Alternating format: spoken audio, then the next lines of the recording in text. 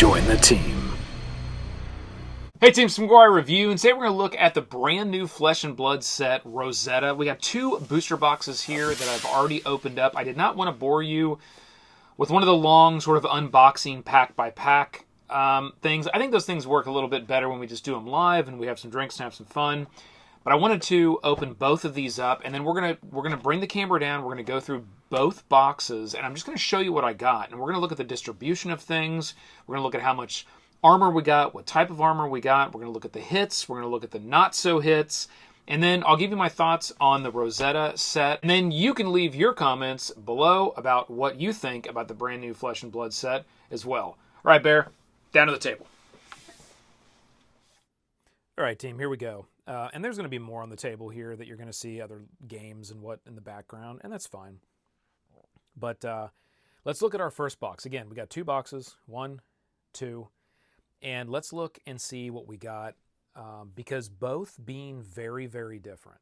And that was interesting this time. Very, very different. So let's look here. So the first thing, these are all going to be just the commons and rares and uncommons and foils. So you're going to get a huge amount of play cards. It's one awesome thing about these particular booster boxes. You do get a ton of cards for your money, which is really good in building out your decks. So big stack of equipment. We'll look at some of the equipment down here in a minute, but this is sort of the dupes. We did get quite a few of these, which I really like. These little token cards. They're double-sided. They're all different. And they'll give you sort of your tokens, and I really like how they did this, starting with heavy hitters and now doing it with Rosetta. We've got a big stack of actual tokens, right? This is going to be the weapons. They're back and front, as well as the characters. Got all of them, okay? Even in a single booster, all the weapons, all the characters, no problem. Let's get into some of our Majestics here. We got this one, and some of these, they'll range between $1, $3, $5, and some of them, upwards to $10. I'm not going to call out all the costs, but I just want to show.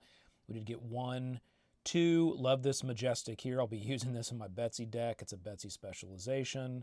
3, I do not play Classic Constructed, so I will not use this card, but I do like the fact that I got this card. Okay. 4, 5, and 6. So we got 6 Majestics in this box. It was a little light, and I will tell you why and show you here in a second why it was so light. Actually, let's just go right to it. This box had 2 huge hits. We got the Lightning Greaves. This is cold foiled with, or I'm sorry, this is rainbow foil. This is the rainbow foil Cold Greaves. Look at that. Just an amazing, amazing card. That is a legendary. I think that runs around the $40 range, or it did most recently. May have dropped. I don't know, but that's a pricier card. And then we did hit one of the Marvels, and this is one of the high dollar character Marvels. This was a huge hit. This is like $160 card, I think, right now. It is complete cold foil treatment. This is just an incredible card. And the way the cold foil and the print on this one looks is probably not coming up too good on camera. It almost looks three-dimensional on the back there with this particular character. Just really awesome that we hit a Marvel. These are super rare, especially these character high-dollar ones. So this was the first booster box I opened, so that was huge. Then we got a number of these art cards that they have, and on one side, and they're all the same. On this side, you get this card here, the Sanctuary of Area, Rosetta Marco. That's macro. Yeah, Rosetta Macro, not Marco. Rosetta Macro. Really cool card. Very beautiful artwork on the card. And then here on the back, you get artwork for one of the characters, one of the new characters. And you got to collect so many of them to be able to have the whole artwork for everything. I really would like to get the new Earth Wizard. She's pretty cool. The art's pretty amazing on all of them, but I do really like that. And then we'll get into the armor. I did pretty much get a full set of each one of the armors across the two booster boxes. So there's some earth armor, there is some lightning armor, there's new wizard armor, there's a few different pieces, there's runeblade equipment armor, and then there is the classic generic set that they have that they put in each one of the sets. That's the new generic set with a reuse of the runaways there. So we saw that again pop up. And then these here. All right, and that's the first box. Again, huge hits there on the first box. Then we get into the second box. We did get the old cracked bauble. It showed up in the second box. Actually, the first box had a cracked bauble as well. So I got one cracked bauble in each one of those, and that's just sort of a little meme kind of thing. But cracked bauble in each one of them. Huge, another stack of cards. Then on our Majestics, we got this one here for the Assassin. Then we've got, I love these new cards too, especially this Earth one where you can choose to do both or one or the other. That's a pretty cool thing. There's another Majestic, so we got 3. There's another one for 4. We did get a full art. I love this card, but for some reason it's only worth like $1, but it is a full art Majestic Earth card. I just love the artwork on that one. We did get the Channel Lightning Valley. This is about a $20 card. And then our cold foil slot was used up by this beauty right here. We're going to come back and talk about that at the end. And then we've got 1, 2, 3, 4, 5, 6, 7, 8, 9. So we got a ton of art cards in this one.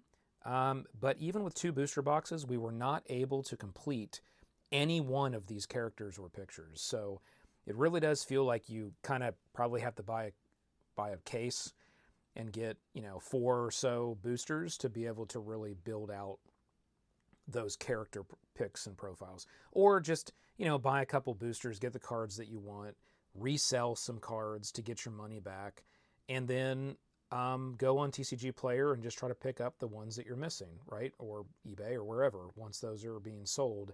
If you really want to complete your artwork, I think it would be kind of a cool little thing. I do like this, where you can complete it and then kind of frame it if you wanted to, especially if you had all the characters or maybe just your favorite. So that's a pretty neat thing. All right. So this box, however, was, yes, it did have a couple hits, but it was pretty low on the value. Definitely compared to something like over here. There's multiple cards that are worth 5, 7, 10.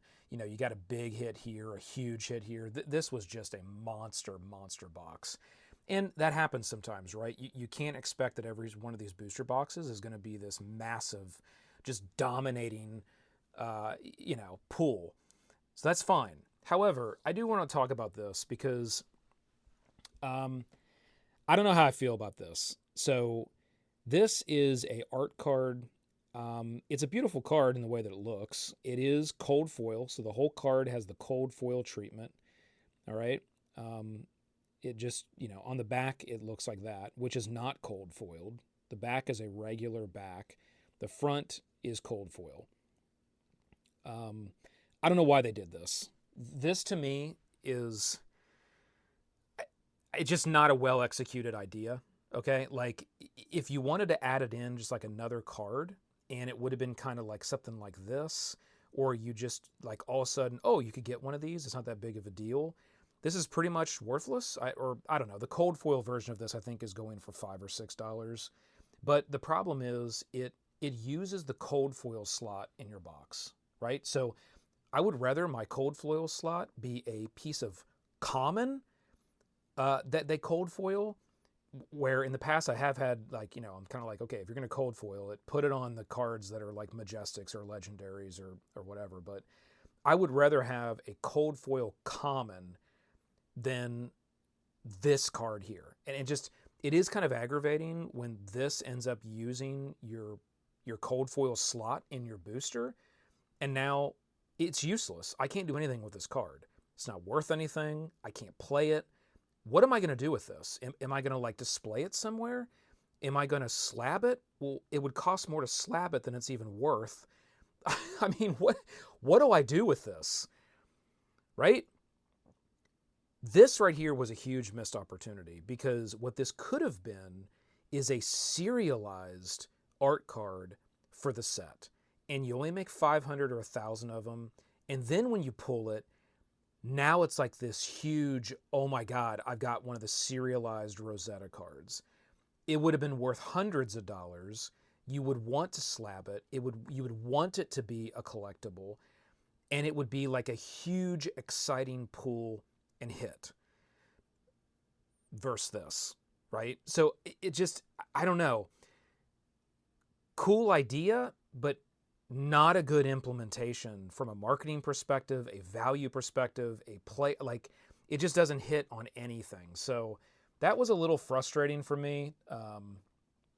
And again, I don't want to, I'm not trying to, let me caveat that with Flesh and Blood is one of, if not my favorite TCG that I have and I play and I build decks and I collect.